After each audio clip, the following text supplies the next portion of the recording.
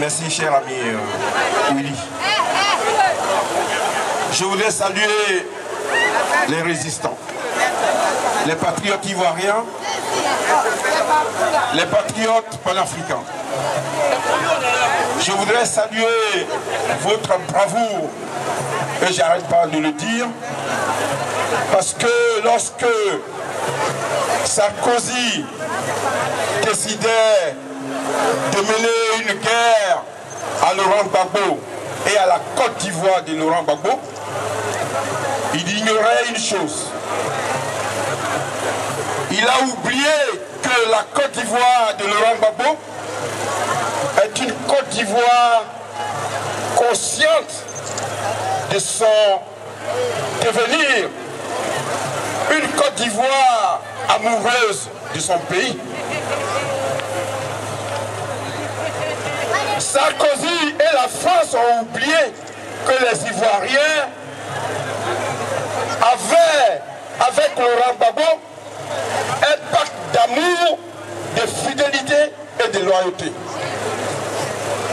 Donc à Muséla, Abidjan et tous les pays, toutes les provinces de la Côte d'Ivoire, ils avaient oublié qu'il y avait une autre Côte d'Ivoire ailleurs, ici en France, ici à Paris.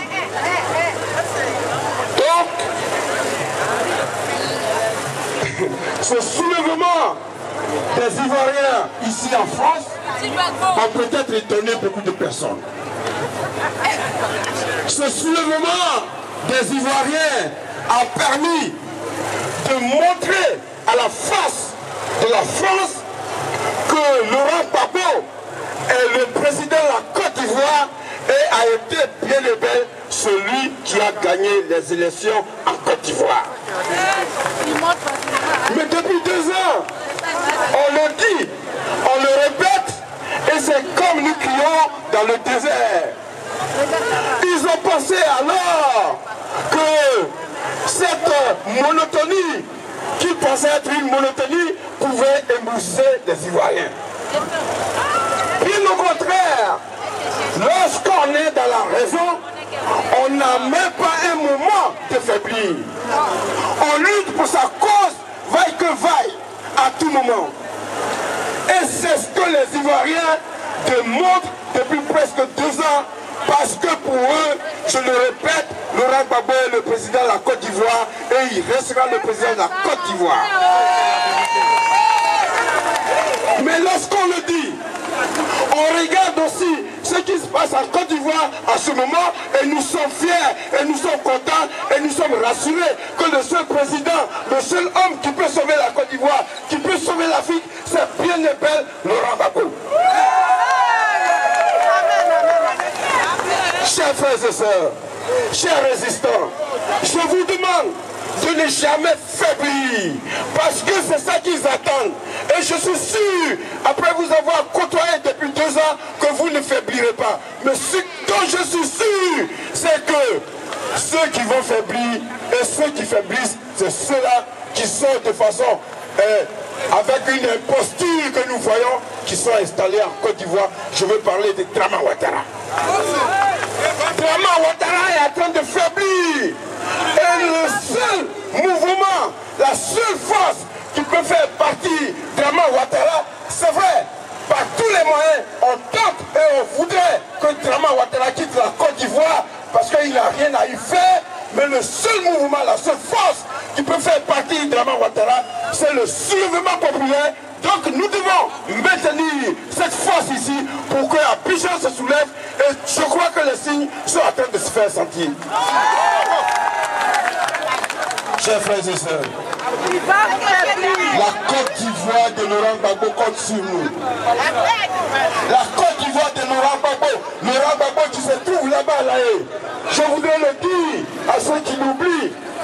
Pas nous, nous sommes convaincus qu'à La Haye, il est parti prendre d'autres forces.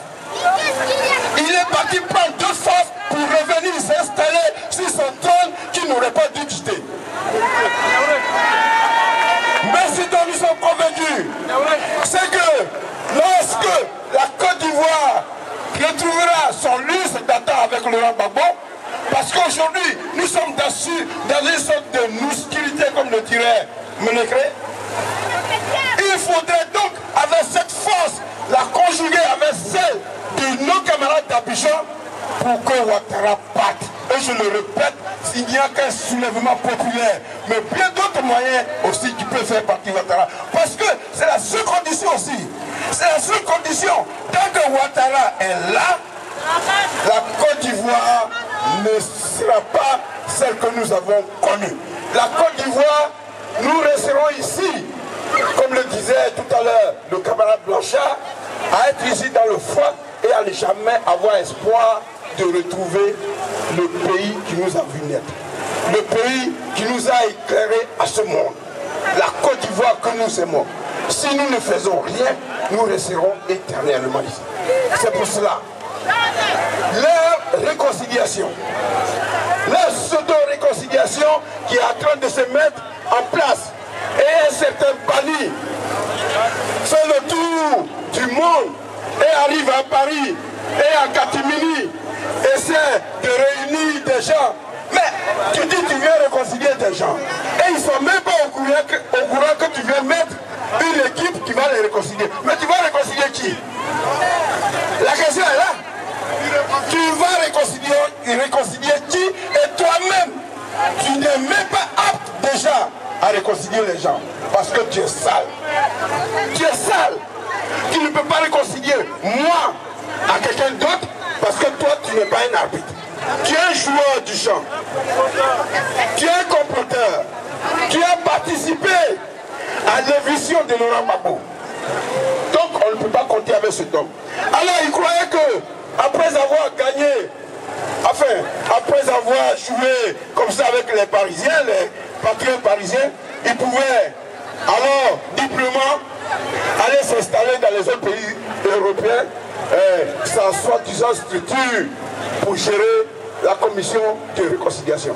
Et il arrive à Londres. Je ne vous fais pas raconter ce qui s'est passé à Londres. Mais nos camarades avaient été déjà instruits qu'il fallait reprendre ce qui nous a fait manquer ici.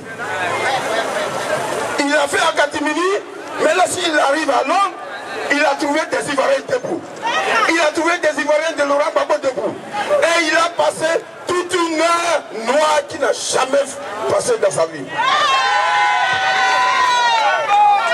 Chers frères et sœurs, chers résistants, ce que je voudrais vous dire, et je reviens là-dessus, c'est vous dire encore une fois merci.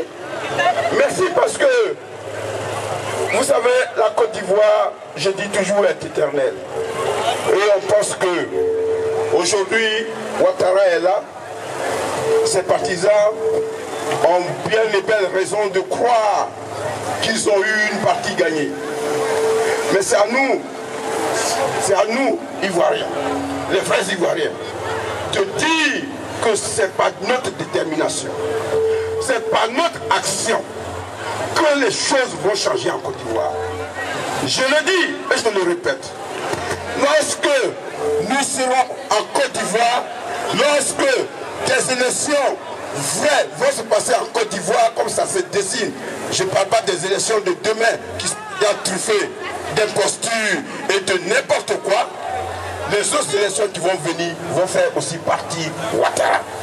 Donc, nous allons faire la nécessaire union, conjugaison de nos efforts avec d'autres personnes qui, dans une sorte d'alliance, pourront alors nous amener à cette force, une autre force, après la mobilisation populaire dont je vous ai parlé, mais la mobilisation politique qui pourrait aussi avoir, qui pourra battre Ouattara. Mais il passe ces derniers jours, chers frères et sœurs, il y a beaucoup de personnes qui vont intervenir, mais je pense que lorsque on est comme ça ensemble, et à tout moment on nous appelle, on vous appelle et qu'on se réunit, les échanges dans l'union nous permet en tout cas d'aller vers notre destinée finale qui est de battre Ouattara et de l'enlever de la tête de la Côte d'Ivoire. Je vous remercie.